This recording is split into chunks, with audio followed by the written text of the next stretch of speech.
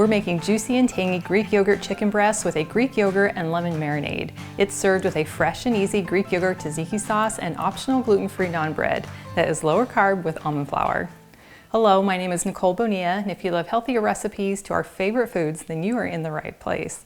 Now you're welcome to jot down these ingredients as we go along, or you can click on the link that's in the video description below, and that will take you to the full recipe with all the details, including nutrition facts, ingredients and substitutions, and frequently asked questions.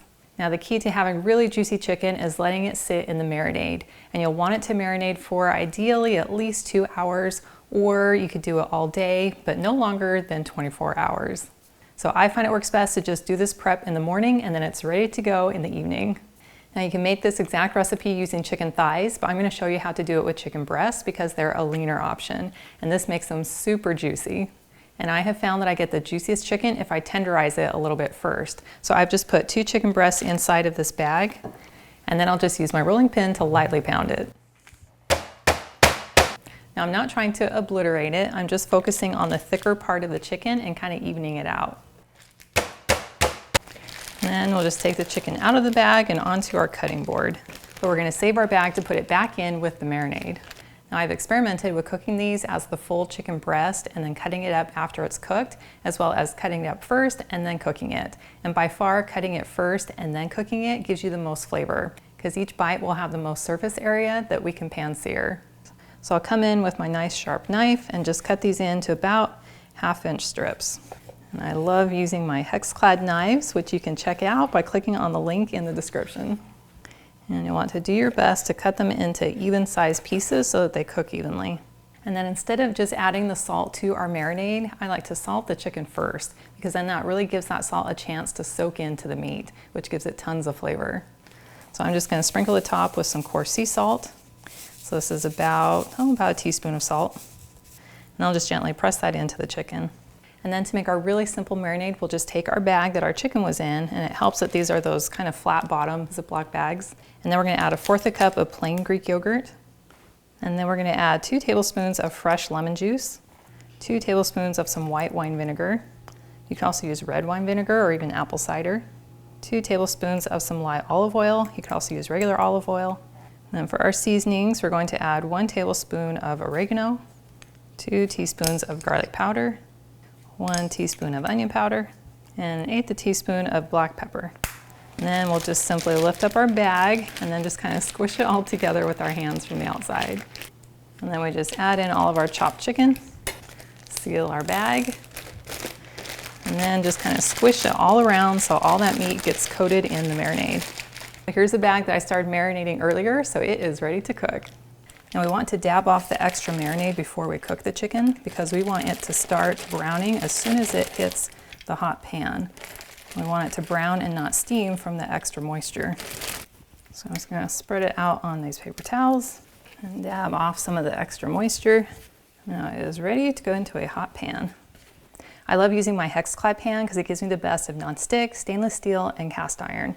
So I brought it just over medium heat, and then I'm pouring in about 2 tablespoons of some light olive oil. Now that the oil is nice and glossy, we can start adding in our chicken. And that instant sizzle is exactly what we're going for. And then we'll just spread these out in our pan, as we want to get as much surface area as we can on the chicken. And then we'll let these cook for about 1 minute or 2 until we start to get some color on the bottom.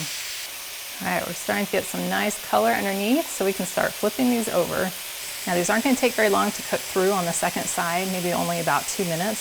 So just keep an eye on them and take them out as soon as they're starting to get a little bit of color on the bottom. Since these on this side have a little more color, I know that they're going to be cooked through a little sooner. So I'm going to go ahead and start removing them from the pan. And I'll just transfer them to a plate. Well, this chicken is done, and I wish you could smell my kitchen right now because it smells unbelievable. Now when it comes to the pita bread, we have lots of options. There's some really delicious gluten-free pita breads and naan breads available, or you can also make my almond flour naan bread that is made with Greek yogurt, higher in protein and lower in carbs. And I included a link in the description if you'd like to make these. But I will say that this works best if you're going to eat this as an open-faced gyro. So you just build your salad on top of it and eat it with a fork and a knife. And I also included a link in the video description for my homemade tzatziki sauce, which is made with Greek yogurt and cucumber and is so easy and delicious. But you could also use store-bought if that's what you have time for. Now to build your gyro, you can do it however you like, but I like to first put down some of the tzatziki sauce because it kind of acts as a glue to hold everything else down.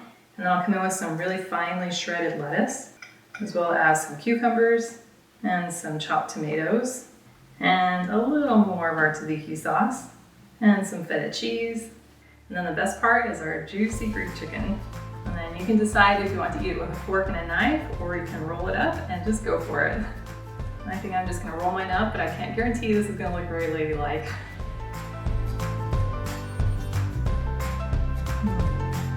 That tastes so good. As soon as you bite in, you just get the burst of the most fresh and vibrant Greek flavors. The sear on the chicken just gives it so much flavor, and it's tangy and kind of salty. And I love the crisp freshness that comes in from the tzatziki sauce. And then having the fresh vegetables in there just make it so delicious. And I love that it's made with clean ingredients. Now, if you could use more healthy inspiration on a regular basis, I invite you to join my email list. All you have to do is click on the link in the video description below, and that is the best way for us to stay connected. And I want to thank you for joining me today in my kitchen. I've included the link to the full recipe, and it's in the video description below, and that takes you to my website, gentletummy.com. And I also invite you to like and subscribe to my channel if you haven't already, and I look forward to having you join me again in my kitchen.